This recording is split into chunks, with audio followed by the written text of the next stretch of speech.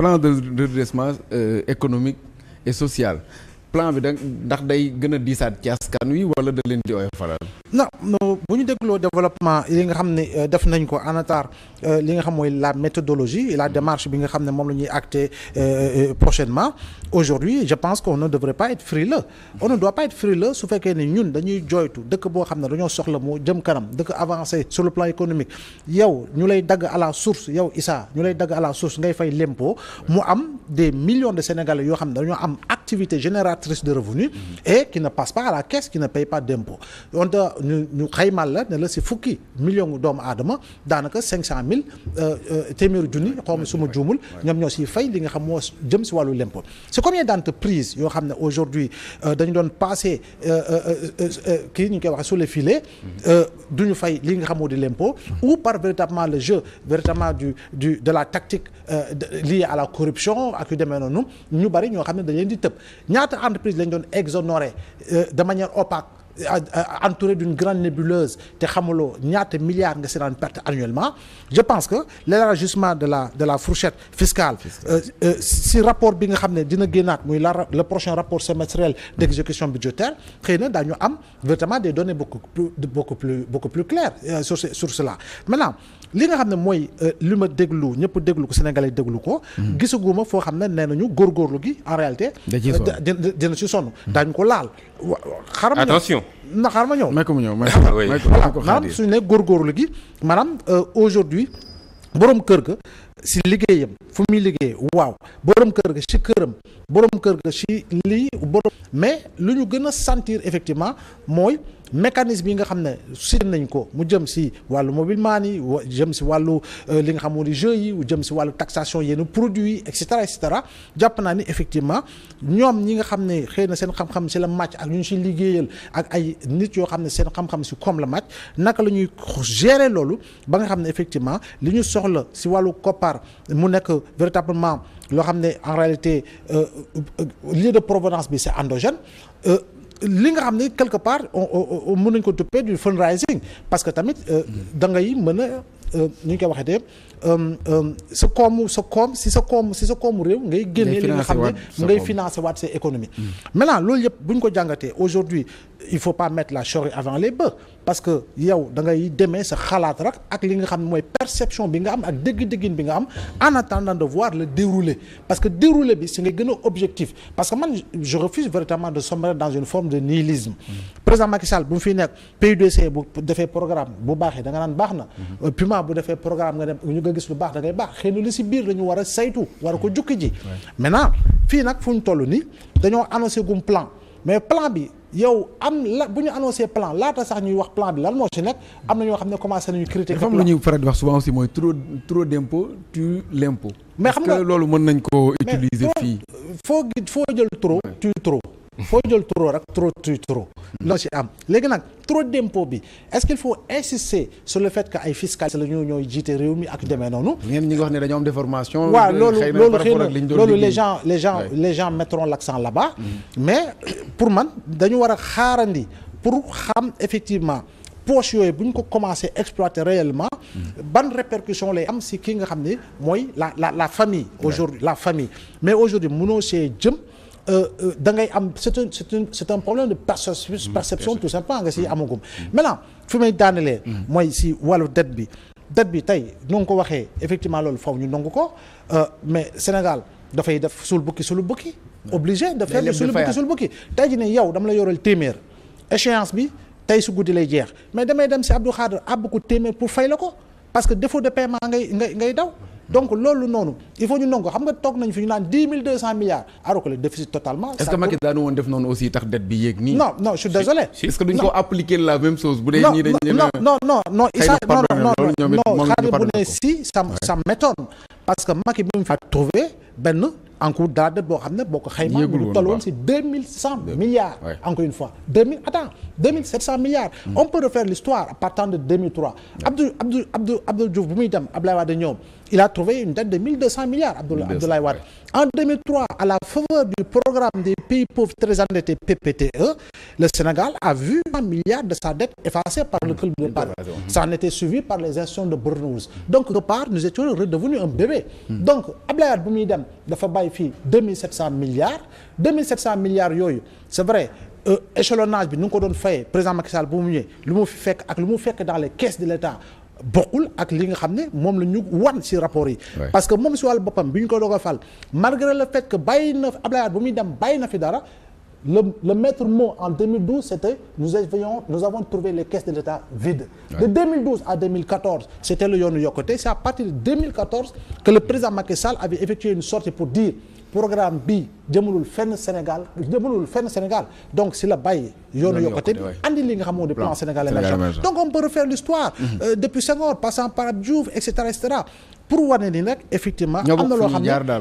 il faut nga remodeler. Il faut ñu nangu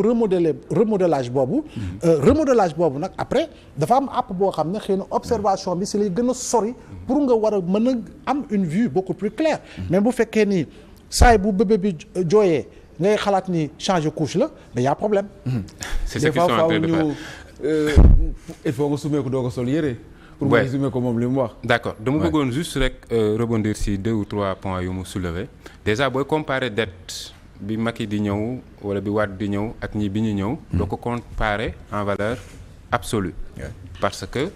da ngay xool suñu PIB fi mu tolloon moment boobu loolu moo tax dette bi dañ koy jël en valeur relative ñu wax la ko en termes de pourcentage Macky bi muy ñëw su ma juumul j'ai pas en tête vraiment le chiffre mais ça doit être autour de 65% ou quelque chose comme ça donc c'était quand même élevé même si c'était 2000 et quelques milliards mais c'était élevé par rapport à notre PIB à l'époque donc suñu PIB bu évoluer montant bi ñu mën a jël ci dette dafay évoluer. ànd ak PIB bi voilà ànd ak PIB bi donc ñu xool pourcentage yooyu la ñu comparer mais duñu comparer en valeur absolue leneen li mu wax effectivement comme ni ma ko waxee aussi au début ñu yokk assiette fiscale bi ba équité maanaam am ci ñi war a fay impôt askanu Sénégal képp ku fi liggéey di am dara fay impôt loolu moom lañ ñëpp bëgg loolu moom amul sax opposition ak koo xamante ne nii daf koy ŋaañ loolu ñëpp ñoo ci d'accord mais dañ ne juste bu ñu dem dans une république des fiscalistes comme ni ñuy waxee la république des juges et cetera maanaam ñoo xamante ne nii ñoom fi réew mi war a jëlee xaalis wala ñu nekk ci réew mi naka la ñuy def ba am xaalis ba seen activité di dox lijjantiwuñ ko ñoom na gaa yi fay impôt rek. dañuy pomper rek donc il faut bu fekkee da nga bëgg état bi li muy am ci xaalis muy jugee ci impôt gën a bari doonu ne da ngay yokk li ñuy fay impôt wala da ngay gën a xool noo gën a fayee ko impôt déedéet da ngay xool nu économie bi di gën a doxee économie bi lu muy gën a dox li état bi di mën a am di capter di gën a bari mais mënoo defoo benn effort wala benn acte boo xamante ne nii gis nañ ne mu ngi relancer suñu économie mu ngi koy jox croissance mu ngi koy jëmale kanam nit ñi seen pouvoir d'achat di yokk sociétés yi seen mbir di gën a dox ñuy gën a am chiffre d'affaires bu gën a yokk ba pare ngay dagg ay impôt loolu du dox dafay nërmel économie bi tout simplement. dañoo nar a rey koomu Sénégal. bu ñu deful ndànk. koomu Sénégal man déjà fi mu toll nii rek ak acte yu ñu jël bi ñu jëlee nguur gi ak léegi buñ ko rayu itam yóbbu nañ ko dans le coma. donc bu ñu deful ndànk seen plan de redressement bi mën na ko fa fray donc loolu moo tax ñuy attirer attention ci point yooyu waxuñu ne ñeneen ñi waruñu fay impôt ñëpp a war a fay impôt loolu moom mooy base u république même mais.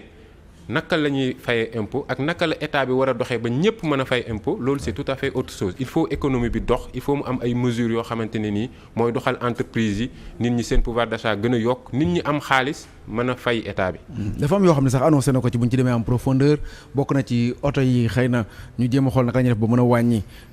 seen âge yi nga xam ne moom lañ doon wax ak yooyu noonu mu nekk 8 ans ñu mën ko fay dugal gis nañu ñu baree bari di ci tàccu parce que c'était une demande boo xam ne ñu baree bari dañ ko daan formuler pour ñu mën ko def pour ñu mën di indi ay oto loolu aussi dina xaw a wàññi même njëgu oto pour que mu accessible ci ñëpp mu am beneen mesure yi aussi yoo xam ne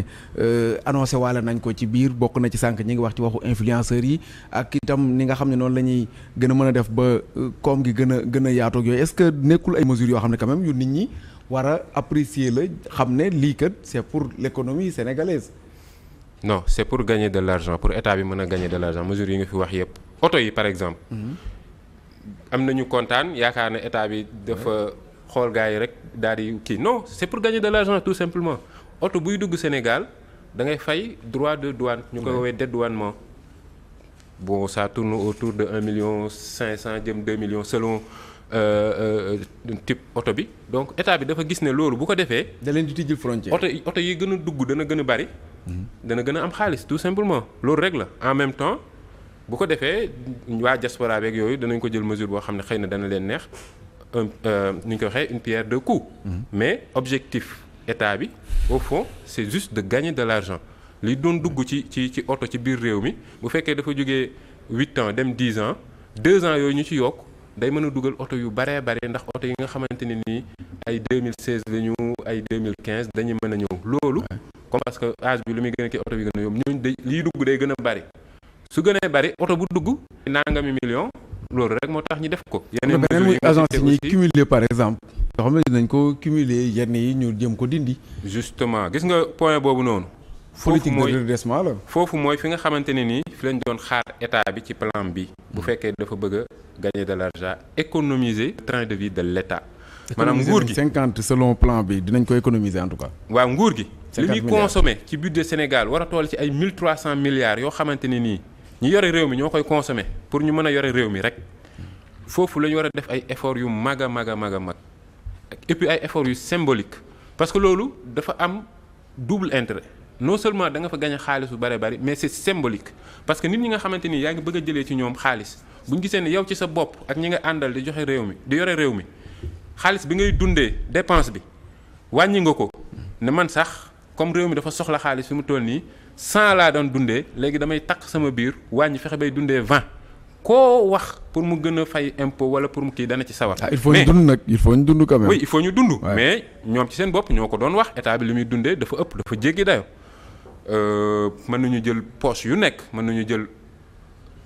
seen caisse noire yi mën nañu jël assemblée nationale oto yi député ya mën nañu jël lépp foo ci jël ñoom ci seen bopp ñoo doon taxaw di ko wax ne yàq xaalis la nguur gi muy dundee c'est excessif li ñu fay def dafa bari dañ ko war a dindi tey jii loolu waxuñu ci agence yooyu ngay wax côté boobu noonu dañ fi def ay annonces yoo xamante ne nii